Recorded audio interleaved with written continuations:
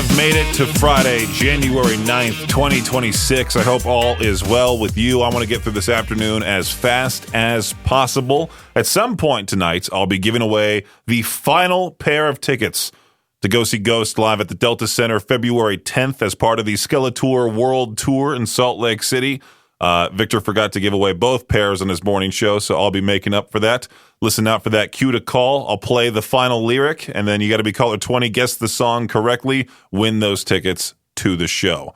So they unveiled the future at CES, and apparently the future is a fridge that talks back and doesn't even work right. You got to hear about this. Samsung showed off this AI-powered fridge that's supposed to open when you tell it to, voice-activated fridge, because turning a handle was just too much work for humanity.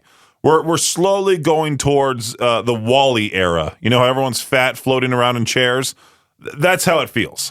The fridge just didn't open during the demo, though. The fridge straight up just sat there, and I'm just imagining some guy going, open, open, open.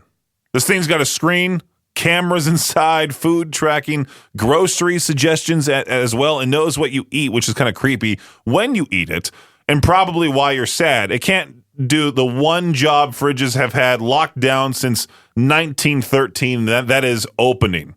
So the AI fridge, I believe, took the gold, an annual Worst in Show award at the CES Gadget Show. If you don't know what CES is, it's kind of like, just the future of tech. Nerds come about, or nerds gather and, talk about what's going to be available to the public in the future. Like, what's the future going to be like with robots taking over? AI does not need to be a part of the fridge. It doesn't need to really be a part of anything. AI should be only used for tedious work that you don't want to do, like typing out a whole podcast episode description every single day. I got to have a podcast episode out. I got to have multiple podcast episodes out because there is the noon hour of madness and mayhem. There's Peach's Pit Party. There's also my other podcast that I do, Talking Between the Songs. So I have ChatGPT take the transcription, give me a description, give me a title, all of that stuff, and I just put it out there available on demand. The podcast itself is not AI, but the description will list stuff that we talked about on the show and all of that. So yeah, make sure to check out those podcasts available on demand wherever you get your podcasts. I just thought it was funny. Someone thought of an AI fridge, and sure enough, it just sucks. Anyway, if you want to get a hold of me, you can over at 208-535-1015. I'll talk about some more random crap on this fun Friday. There's a story out of Louisiana where police were called because a woman was swimming naked in her neighbor's pond. Imagine you're just walking out either the front door or to the backyard, and you see your koi pond, but then you see this, drugged out woman just naked swimming in your pool, swimming in your pond, not even a pool. So the neighbor calls the police. They show up, told her to get out. She refused because she said, and I quote, she was trying to be a mermaid. This is a real story out of Louisiana, not metaphorically, not spiritually. No, she was trespassing naked in cold water, insisting this was part of the lifestyle. They try to get her out because it's freezing, obviously, because it's wintertime. She ends up fighting a deputy, kicking, punching, resisting arrest. Even the taser barely slowed her down. Now, I've always wondered what it would be like to be tased, but at the same time, I would never actually want that. I'm afraid my heart would just be like, okay, we're done. And I've seen a radio DJs actually get tased in the past on video for entertainment.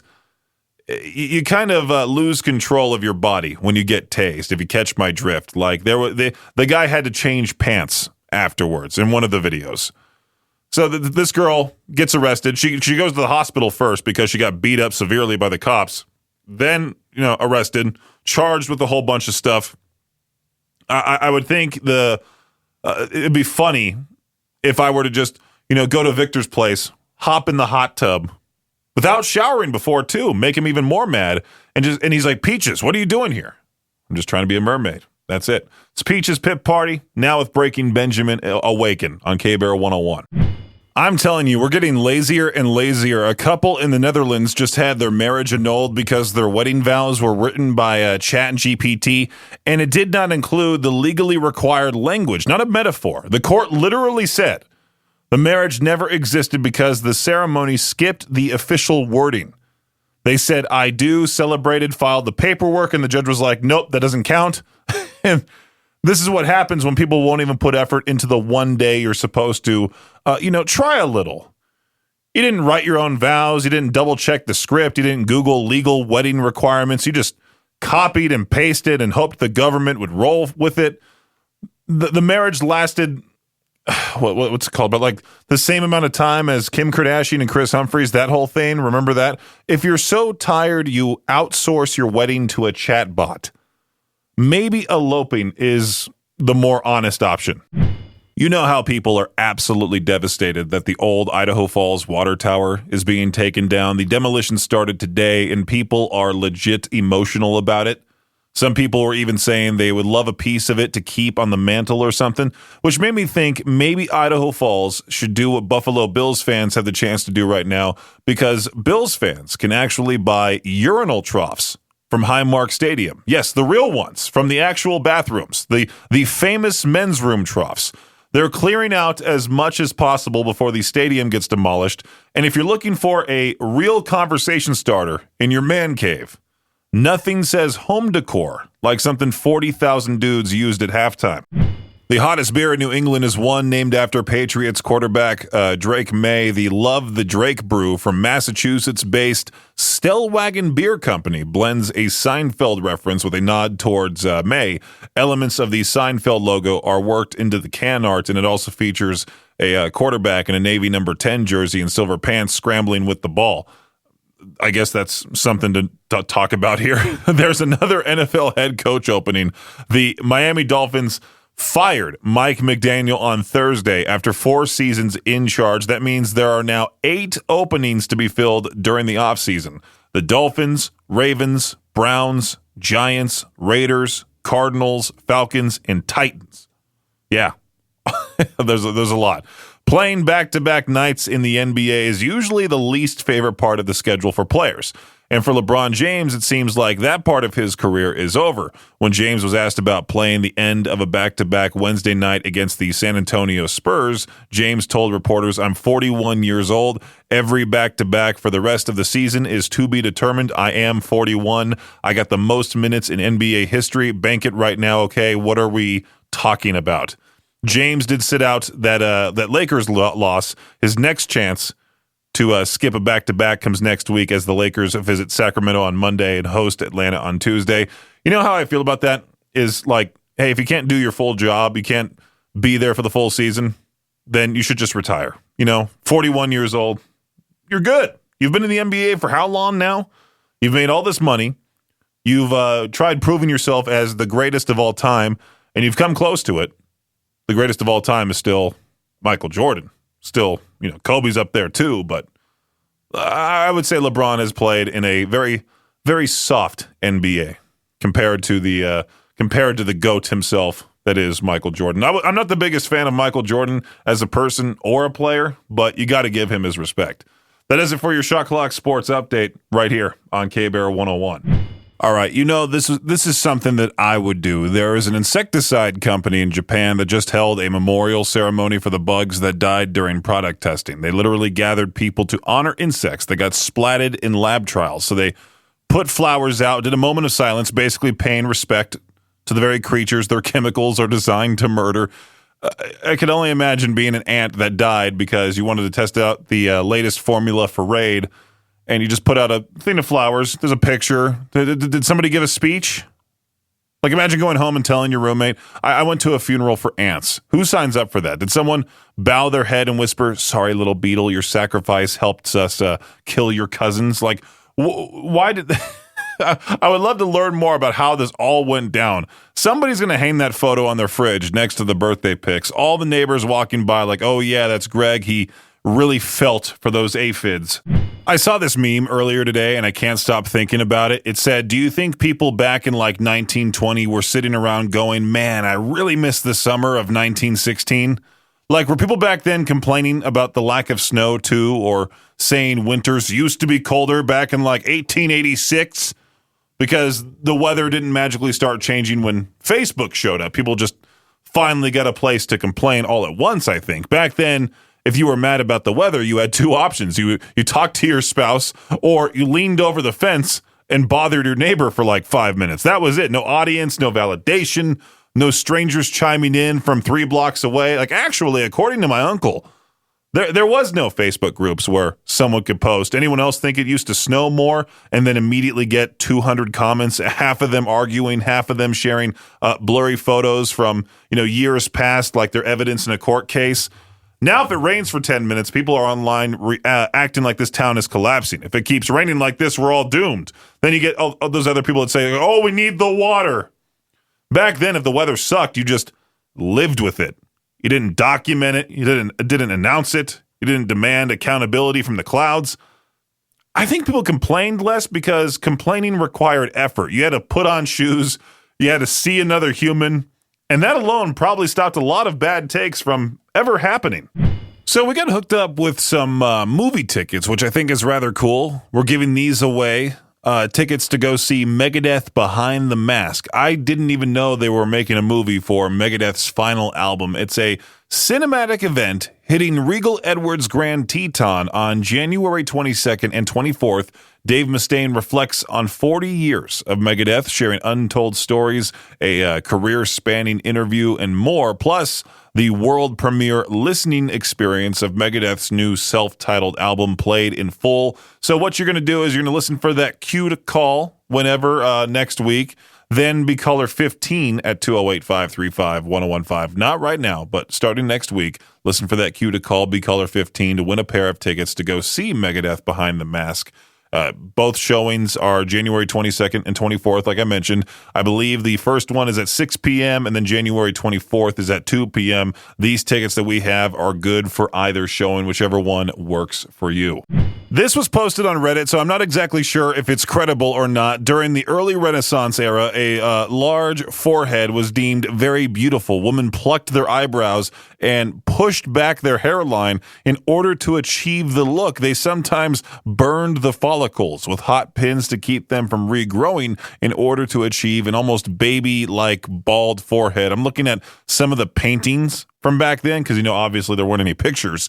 All you can get are these silly-looking paintings. This one painting looks very realistic, and it looks so stupid. It looks like her hair is falling off the backside of her head. Same with the second one. I loved the joke that was the top comment in the Reddit thread. Going to be a lot of people far in the future looking back at lip filler, Botox, synthol, etc. like this. I mean, could you imagine?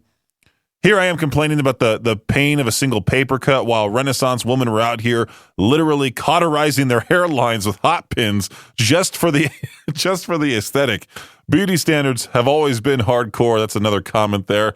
I love how this is a thing, like they intentionally made themselves balding, but then you go to a subreddit like r/bald and you see a dude with barely any hair on his head going, is it time for me to shave it all off? Please let me know.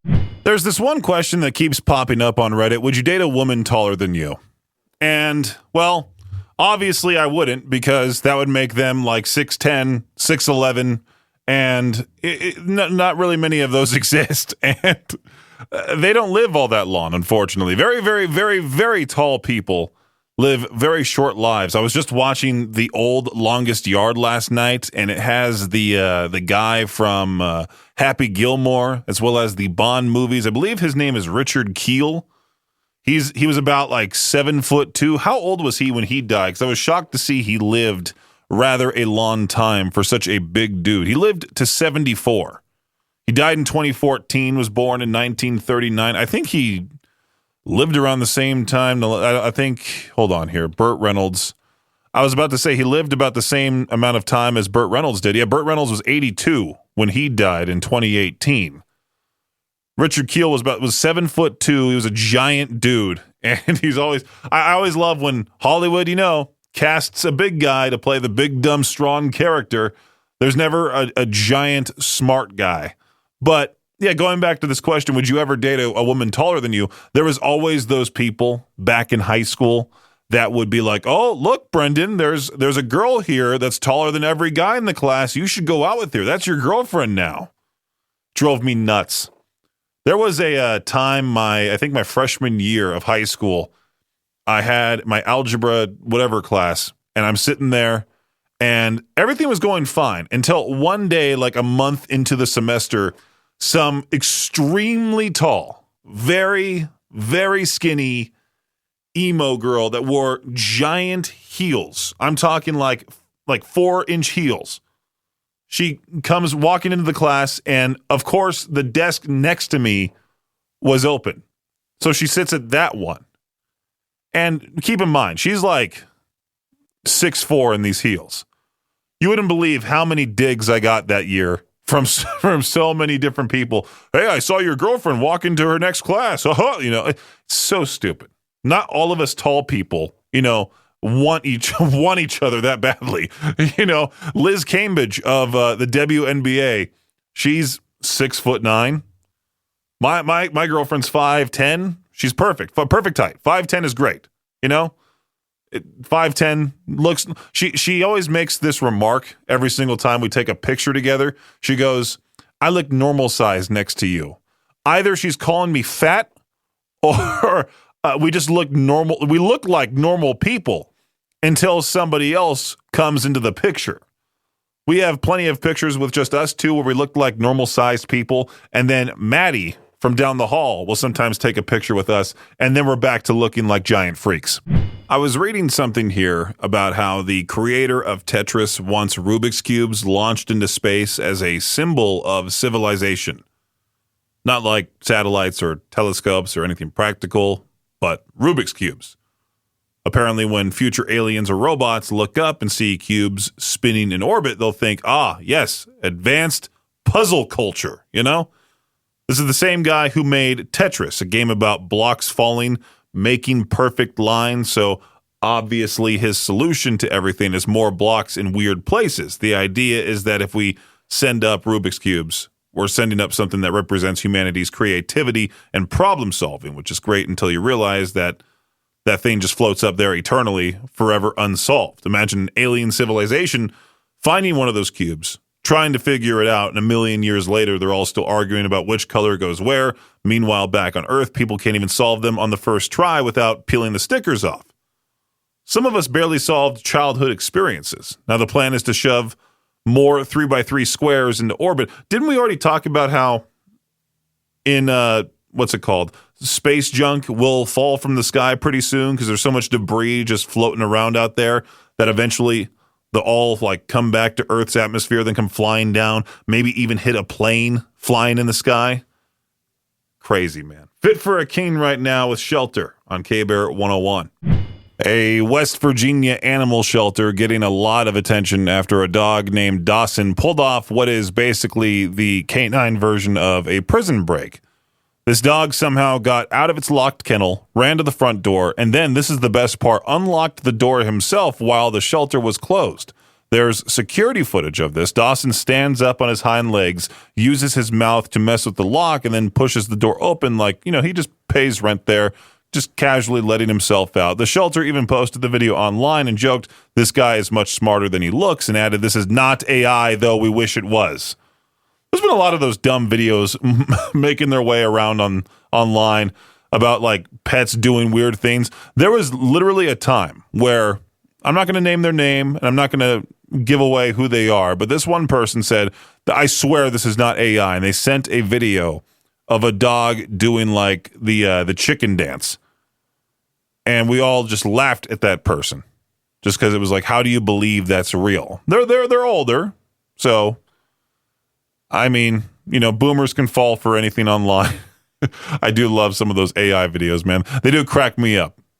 Think about how wild that is, though. Your dog at home can't figure out where you hid the treats, but this one's over here picking locks, executing an escape plan. That's today's What the Headline right here on K-Bear 101. You know what sucks is that it's 2026, and for those of us that have to sleep with a CPAP like me, there's a whole lot of work that needs to go into a CPAP machine, all because you can't breathe while you sleep. And getting a sleep study is very crucial. If you snore extremely loud, if you feel like you stop breathing during the middle of the night, if someone tells you, if your significant other tells you, "Hey, it sounds like you just randomly stopped breathing," go get a sleep study done. Trust me, it'll really, really help. As a guy who didn't realize he had sleep apnea for a long time, and then woke up in the middle of the night one night to have my heart be an AFib and have to go to the hospital and all of that, and then realize, oh yeah, I do have sleep apnea and I do need a CPAP. The CPAP has worked wonders. I highly recommend getting one if you wake up feeling tired still, all of that. So anyway, the CPAP also involves some work. Not as much work as there probably used to be, like let's say if you had sleep apnea back in like 1986, but you still got to wash the water basin. I'm a lazy person, naturally, of course. You got to wash the tubing. You got to replace the mask. I get calls every couple of months that I need to replace my PAP supplies. I get that automated voice call from the specific place, and they're like, hey, it's time to replace, and then they bill you as well. It's not free. You got to pay for all that stuff, too. I have a couple of tubes and all of that. It's weird when you have to deal with, some sort of problem with it, because then you're like, well, crap, I can't just sleep without it. I need this thing to work. I was just talking to my girlfriend on the phone during this show here about how there's been like a leak outside the front of the mask, and that I also desperately need to clean my CPAP because the water basin, it gets caked with, I don't know what. I don't even want to describe it. It's just gross. But you got to put like Dawn dish soap in there, scrub it. And the worst part about it is if you don't let it dry enough, or if you like, just right after you wash it, you then put on the mask and try going to sleep, you get a nice big whiff, a nice big overpowering smell of Dawn dish soap right to your nostrils. I can only imagine pulling a prank on somebody with a CPAP. You fill up their water basin with like Diet Coke while they're sleeping, something like that. That'd be horrible. Do not do that, please. All right? Leave people with CPAPs alone. A week from today, I'm going back home to go see my family, bringing the girlfriend along to meet my parents. I know it's such a big deal. She finally gets to see my wacky family down in Southern California. And when you travel to Southern California, or when you travel anywhere, you want to save up as much money as possible. So you want to find the cheapest flight. But then you also think, like, while you're on that flight, like, hey, maybe I should have upgraded to a more comfortable seat. Airplane seats are not comfy at all. They suck. You got to pay like $30 extra to have extra leg room. And I naturally need extra leg room. You can't be that person that calls shotgun and then makes the giant dude sit in the back of the car. It's like having the old lady stand while you sit. It's just not a good thing to have. So not only that, but then you also need a rental car. There's been plenty of times I go back home and I'm like, I don't need a rental car. I don't want to spend that extra money. And then I get to California and then I'm like, okay, I'm just stuck in my parents' house while they're all at work. That's another thing too that I've talked about quite a lot, is that when you go back to like your hometown, wherever that is, you realize, oh, wait a minute, everybody has lives. Everybody still needs to go to work. They're not going to be off that entire week like you are. They're going to still need to go to their job, run errands, do all of that stuff. They're living life. You're just coming back to just get away from where you're currently at in your life and that sort of thing. I got myself a nice minivan as a nice rental car for California. I just wanted to see what it was like to drive one, really. You got the slide out doors. We could pack all of my tall friends in there. Minivans are cool, all right? I don't care if anybody insults me with it. I love minivans. I love vans overall. I wanted to rent a Mercedes Sprinter van, but those things were like $1,200 to rent them for the entire week. This minivan, a nice $240. Thanks for listening to Peach's Pit Party, the podcast. If you enjoyed the show, please share, subscribe, and rate the podcast. Peach's Pit Party is hosted by me, Peaches, a.k.a. Brendan Peach, and is a production of Riverbend Media Group. For more information or to contact the show, visit riverbendmediagroup.com. Until next time, Peach out.